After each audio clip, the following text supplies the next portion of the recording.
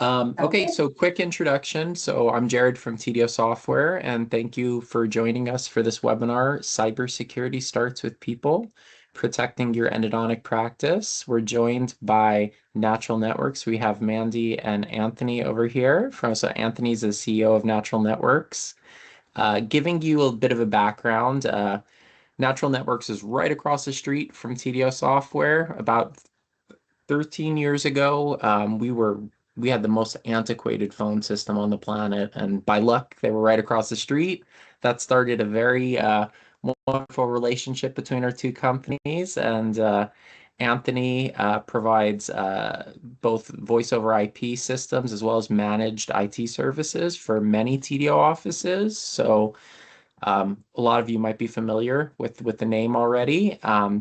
If you've attended the user meeting, his presentation on cybersecurity tends to be one of the most talked about lectures. And I think it's worth pausing and saying, particularly right now with like the rise of AI and how quickly everything's sort of moving, it's much more of an important topic than ever, right? Because before, you would take your cybersecurity trainings and like, okay, just ignore and don't click links in emails. But now there's so much more, and it's not meant to be scary, but like you need to stay on top of everything going on with cybersecurity. So again, I'm not the expert, so I'll pass it on over to the expert. Anthony, go ahead and take it away, my friend.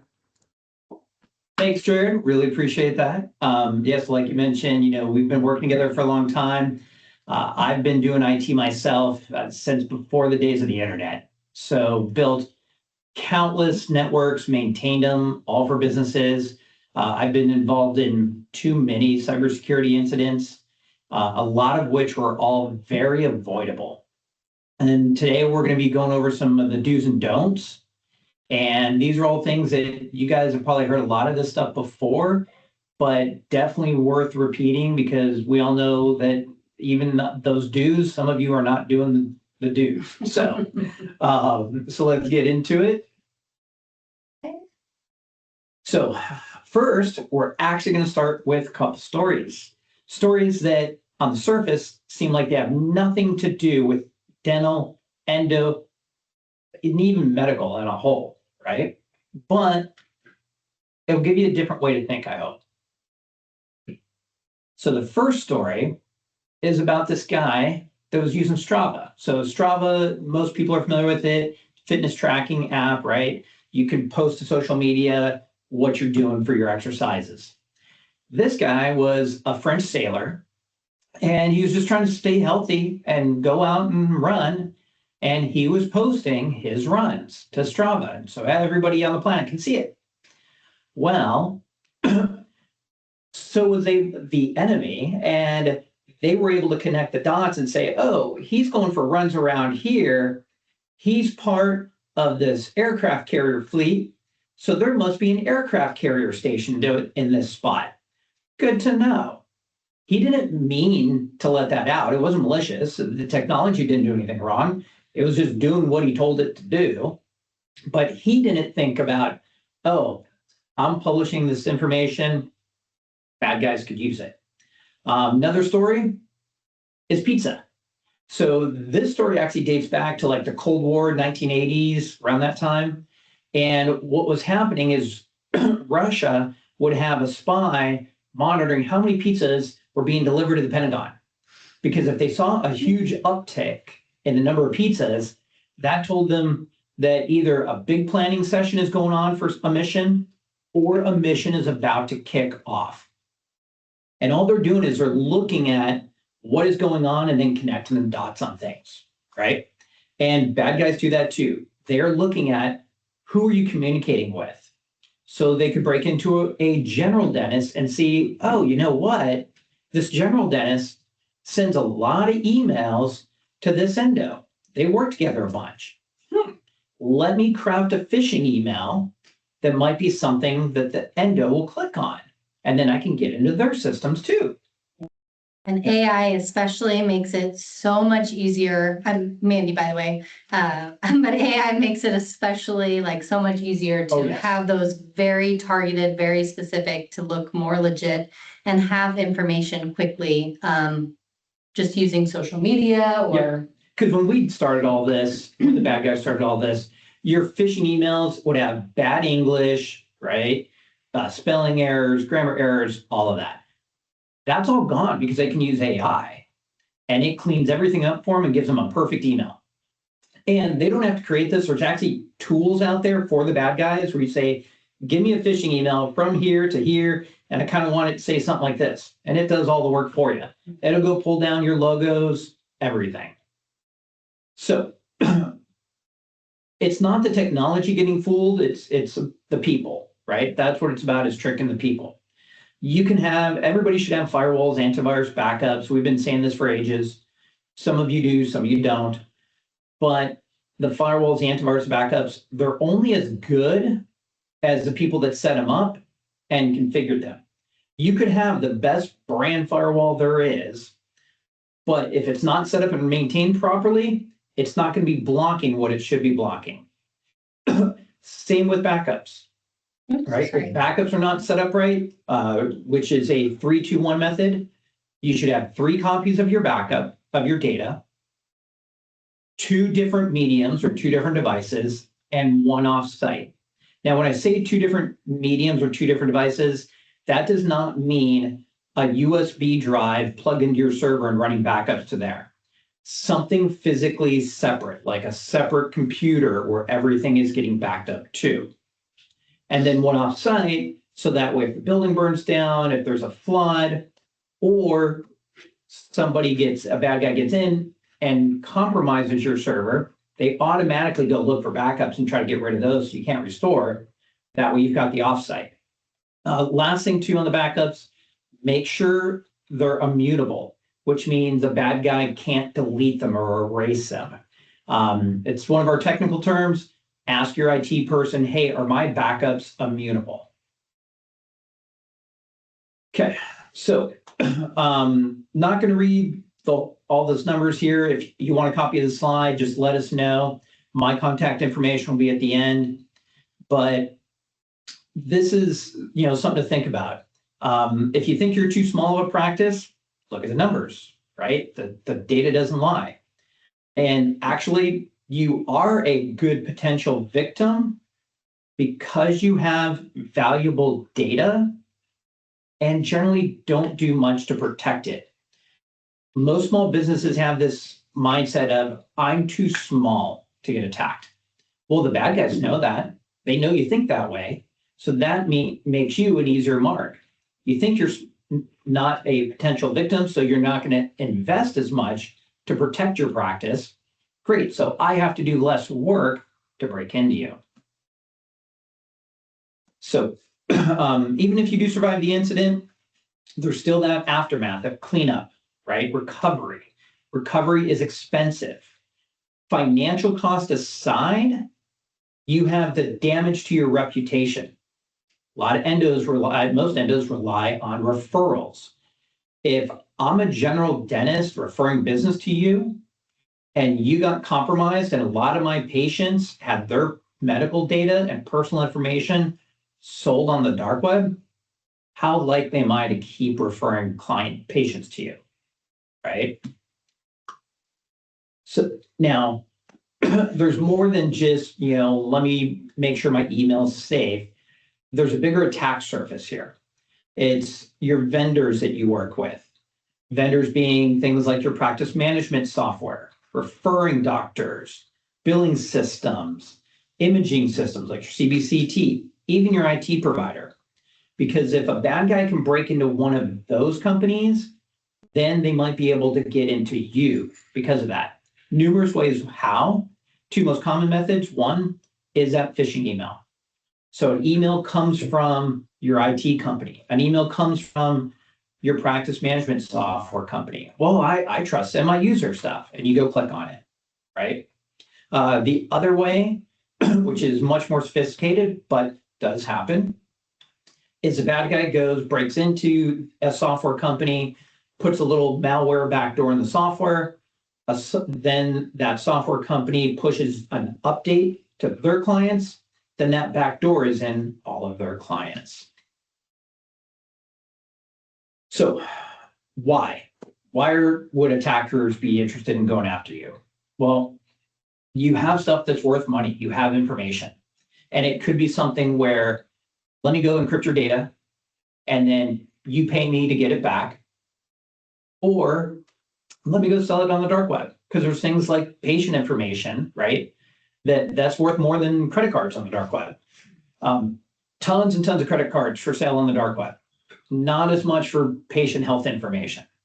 And then you've got insurance and billing information on them. So security numbers or personal contact information. All that stuff is worth money. It can be used for many things. Obvious, most common one, identity theft, right? And you don't want to have to be the one going back to your patients, going back to your referring doctors and saying, hey, so we had this breach, all this information got out, right? And here's what we're doing about it. And that's all aside from the downtime that it will cost. So how are they doing it? It's not complicated. It's easy stuff for them to do these days. Partly using AI. They've been using AI for like 4 or 5 years now. They take advantage of new technologies as soon as it's available. And even not before it's available, they'll be on that bleeding edge of things. And they're not writing a lot of complicated code and new programs to do this stuff. Let me just go after the human. Let me go after the weak link, right? So here's a list of some things. No one of these things is complicated or requires some like super smart hacker. And this is all going after the person. Phishing emails. We've all seen those. We've all heard about them, but it's still happening because it still works. People still get tricked on a daily basis. Weak passwords, another common one. Tons of us are using weak passwords, reusing passwords for multiple sites. Shouldn't be doing that. Oversharing information, social media, posting on there what you're doing, where you're going. Things like you'll see questionnaires. Hey, get to know your friends and family better. Answer these 20 questions. That is for social engineering you to get information about you. Some of those questions will be things like, where did you go to high school? Well, that's maybe you went to, Emerson High School. Great. And then a security question for bank access for you is, what was the mascot of your high school? Mm-hmm. Well, in the social questions there, they weren't asking what your mascot, just what your high school is. They can easily go Google what your mascot was, right? Just connecting those dots. Or have AI do it for you. Yeah. Yeah. These One or days. the other. Yeah. Yep. Perfect. Next. So it's not about attacking the technology or trying to trick the technology. The technology only does what the person told it to do, right? These days, it's the same thing that big marketing companies have been using for years. Those same kind of things of using fear, using urgency, using trust, authority as a way to convince you to buy something, or in this case, a way to convince you to click on something, to take action. That way, you'll click the link. A typical one, get an email from your bank. Hey, you have a new message, or hey, your account might have been compromised. Click here to review it. Never do that. Never click on that link. Oh, go separately into your browser, Chrome, Safari, whatever you use, and then go log into your bank and go see if you have any messages from them. And if there's a phone number in the email to call, never call that number. Instead, go Google what is the right phone number for your bank, right? And then go call them separately. So this can happen to anybody, and it happens every second of every day because it's easy and it's effective. We just had a case earlier this year with an endo with one of you where an email came from a referring doctor, general dentist, right? look totally legit, like click here to download some patient records, and there's somebody on their staff clicked on it. And we got called in after the fact. So it's educating people. If you get an email, take a second, look at it, right? Don't just go click on something. Check with your IT company if you're not sure. Some of the do's and don'ts. So a lot of this, again, you've heard this stuff before, like having unique passwords for every website. And I get that's then tough to manage. How do I do a different password for every website? Whatever you do, don't stick it in a Word or Excel file. Bad guys look for that. They get in your computers and they separately have a little script they'll run, look for any files that, say password or have passwords, because that just makes their job so much easier. But what you can do is use a password manager. It's a program whose whole job is just to maintain a list of passwords and keep them encrypted, keep them secure. We use LastPass ourselves. There's Keeper, there's 1Password, there's quite a few others out there that are all good. And then as you get into the better ones, you can use them to share passwords within your company. So if you have a login for a website and you don't need a login for each one of your employees, right? You just have one general one, you can then share that password securely with people in your practice. Have MFA and everything. If you see something odd, report it. Tell your practice manager, tell your IT person. That's what you pay your IT, part of what you pay your IT person for, right? Keeping you safe. You see something weird, ask them. That's simple. Don't just give out passwords. Try to be careful about what personal information you are giving out. Next. These are some of the basics of what to have in place. A cybersecurity policy. A lot of, business owners, practice managers, we all know we need to have policies and procedures in place to run our practice effectively. Cybersecurity policy is one of those, because you don't want to have something of a, oh, what do we do? You want it written down. This is the plan. This is how we do things here. You want to train people. Training is not an annual thing when it comes to cybersecurity. It's a monthly thing at a minimum, because that world is changing that quickly. As soon as we find a way to stop a tactic that they have, they find a way around it. They're already working on, as we're finding out, they're already working on the next thing. So we do weekly training to try to stay up to date as best we can for, everything that's happening. But yeah, at least monthly, which you might be behind, but at least you'll be in the know, I guess. Yeah. So. Yep. One of the last items on here, business firewall and MDR. So very important to have. These are basic items. I'm the one that goes in and does the site assessments for endodontics practices. And I routinely see no firewall, no MDR. MDR, just to take a second, that is one of our acronyms in our industry because we love our acronyms, right? Best way to explain it is it's next generation antivirus. It's the replacement for antivirus. Antivirus, you still have to have it in order to check the box on your insurance forms. Is it effective anymore? Not really. Hasn't been for quite a while, because it's static, or what we call signature based. Meaning, we have to know what a virus looks like in advance of the virus being getting on the computer. MDR is using AI and looking for anomalies, things that just don't look right, and then catching and blocking those things.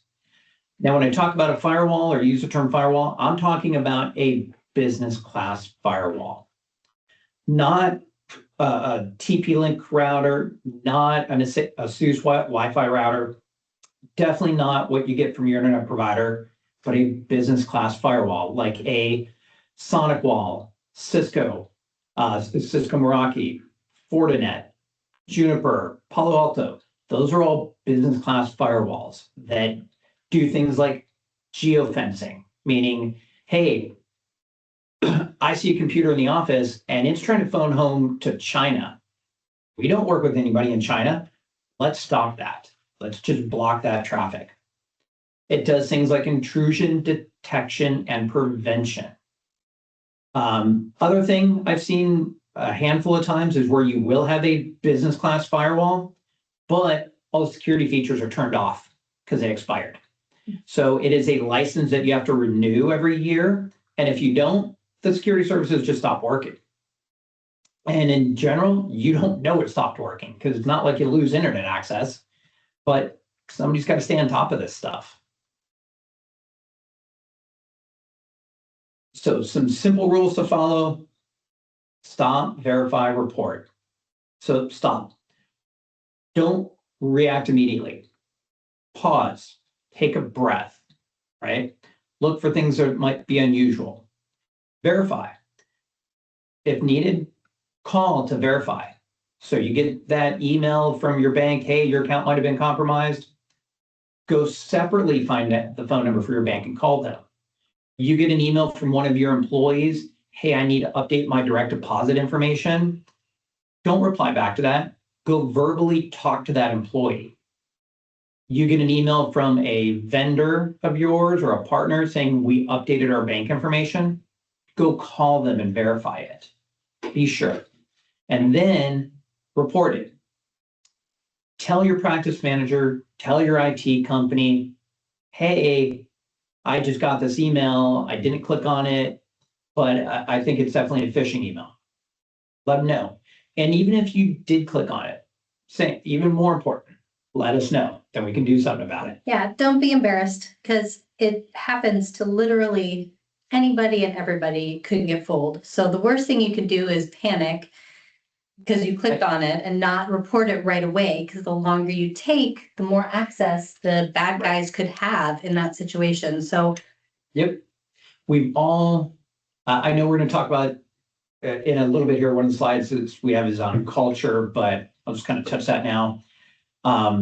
You want to have more of a culture.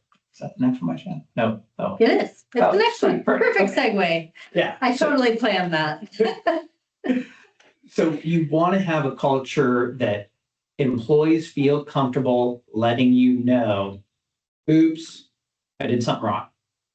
Because we all know as owners and managers, the sooner we find out about a problem, the faster we can mitigate it and less damage will be done.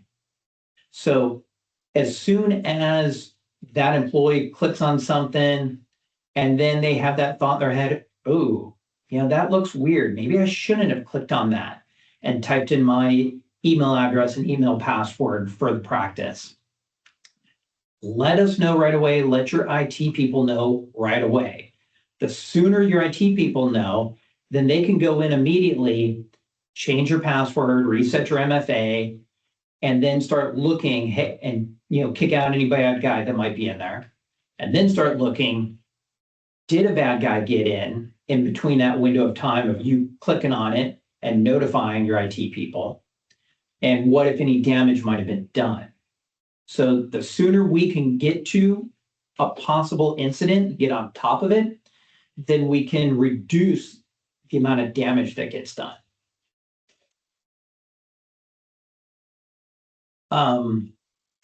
Sorry, go back for 1 second. Sure, no Thank worries. you. You should have that kind of relationship also with your IT company. You should feel comfortable that you can go to them with anything, and they're not going to make you feel stupid. They're not going to make you feel bad about it. That it's going to be more great. Thank you for letting me know. Right. I was talking with one practice at the last TDO user conference, and they told me that their IT company's slogan is "You broke it, so I guess we'll fix it." That's not the kind of relationship that you should have with your IT company, right? They're supposed to be a partner. They're supposed to be there to help by keeping you safe and secure, having a good, reliable foundation that you can grow your practice on. And I'm going to make just one quick comment again. I know I keep jumping in here, but I actually, early on when I first started working here, I was researching, companies in the area, and I went to a website and it asked for like a code, and I didn't know what it was. I accidentally clicked on it. Luckily, we have a system in place that blocked it, but right away I went and said, I don't know what just happened. I think I might have clicked on something, and, instead of making me feel bad, because you expect the text messages that say, click here for this, or you expect the email. I didn't expect a website to have been hacked and, try to get on my computer. So, anything, he always said this, but if your spidey sense starts going off and you're like, huh, immediately, stop what you're doing and report it. Because if it's a good, if you have a good relationship and the IT company is there to help, they'll be like, oh my gosh, thank you so much. Let's go look. Like, let's figure it out together instead of just, waiting. So. Right. So, yeah, give them the ability to help you. Let them know as soon as possible. And I will say there's a lot of small IT companies. When I say small, I'm talking like 1 to 3 man shops. It's really difficult for them to stay up to date on all the different things that are going on out in our community, in our world.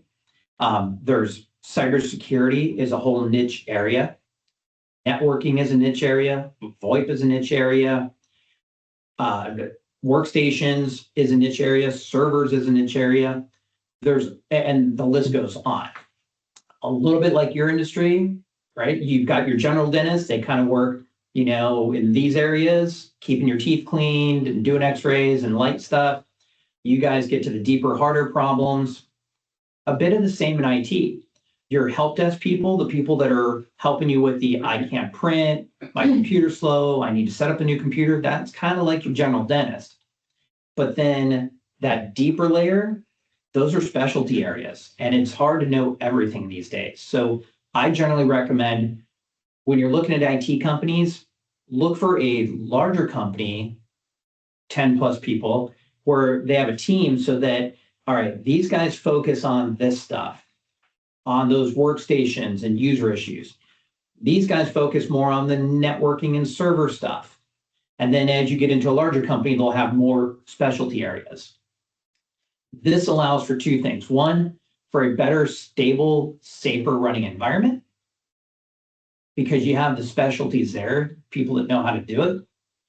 And it increases your security profile, so you're less likely to become a victim.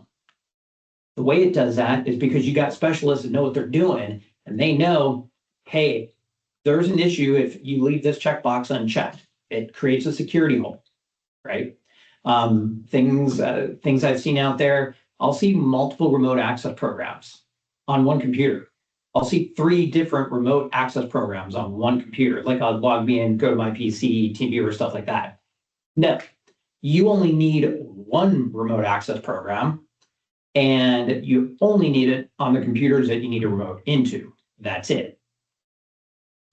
So some takeaways, here's 10 different items, but 1, 3, and 6. Let's talk about those. So it's not some super hacker going in and manipulating software and creating programs to hack people. They're using AI as doing the work for them, and they're going after people. They're social engineering people to do things for them, like click on things. That's the most common attack method right now is, hey, please click this link. And then from anything there, it could be trying to log you into your email so that they steal your email using a password. It could be trying to get you to call a phone number where a pop-up comes up, problem on your computer, please call Microsoft at this phone number. Don't do that. That's another trick.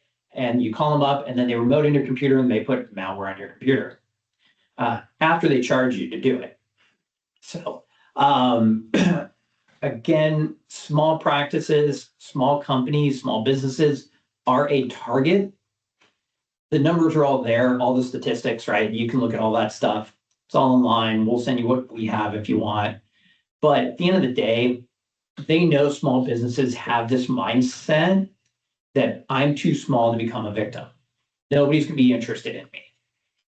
Well, that's not the case. They know that you don't have that much for security, so it's an easy one. And yes, it's not a $100,000, $250,000, $1 million payday, but I get 5 or 10 grand from you. I get 20 grand from here. I get another 6 grand here for not very much work, and it adds up real quick. On top of that, because it's smaller dollar amounts, are staying under the radar of the FBI, right? Because the FBI is going to go for, oh, it was $100,000, it was a $250,000 payout, right? They're going to get involved in that. The ones where it's a few grand here, a few grand there, it's too small. And then a lot of businesses won't survive. There are stats on that. This is number 5 in there. 66% don't survive 6 months of a major attack. And then last, number 6, just to touch on that, vendors being part of your risk profile. This again is you have these trust relationships with third parties that have your information, access to your systems, like your IT person. You're putting a lot of trust in your IT person that they're keeping you safe. It doesn't hurt to have a third party do a cybersecurity risk assessment and see how safe you really are. With those risk assessments, a lot of them, by the way, are done external only, meaning I'm going to pretend to be a bad guy from the outside and go scan your firewall and see if there's any openings. Well, that's generally not how the bad guys are doing it these days, right? They're sending you an email to try to get in. So you want a company that's going to do that and that's what we call penetration testing, and try to break into you.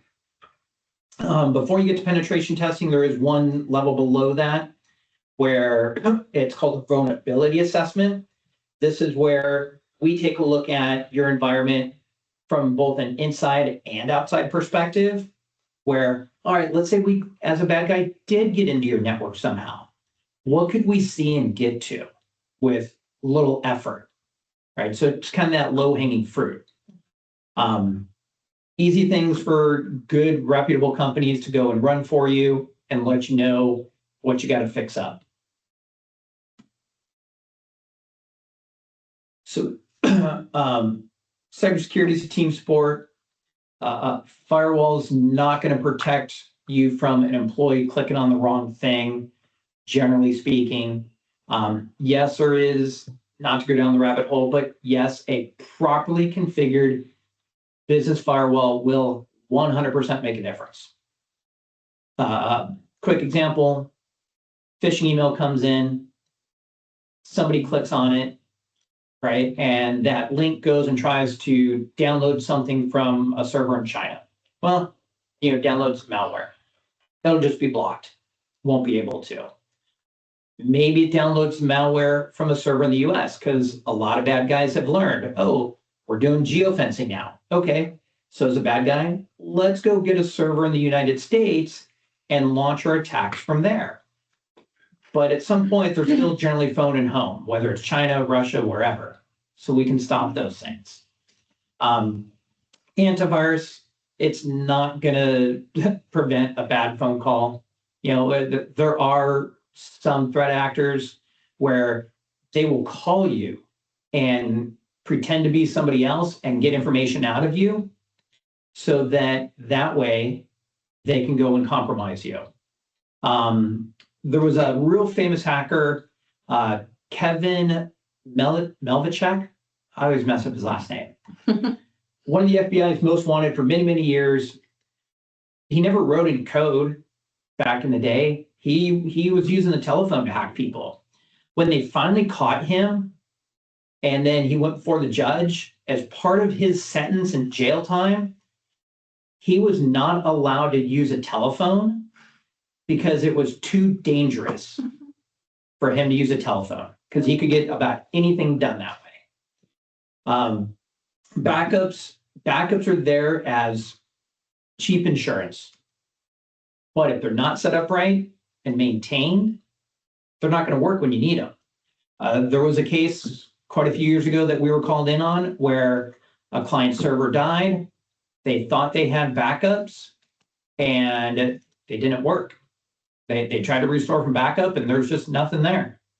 So we got called in and we had to help them rebuild from scratch and recover bits of the backup that we were able to. So again, it's not just let me set this stuff up once and I'm done. You got to keep an eye on it. You have to take care of it. Just like our bodies, we have to clean our teeth, right? We've got to floss and we've got to brush our teeth. We've got to go for our cleanings. We got to do all that stuff. I literally just scheduled my next cleaning today because I know if I don't, I'm going to have a bigger problem, a more expensive, more painful problem. I don't want to. It's cheaper and easier just to do the cleanings and not have to be in the chair of an endo, no offense, right? So, yeah. I feel like they probably get that. Perfect. So, questions, please feel free, ask about anything. And no, they don't actually have to be submitted in writing. That was just a joke. Yeah.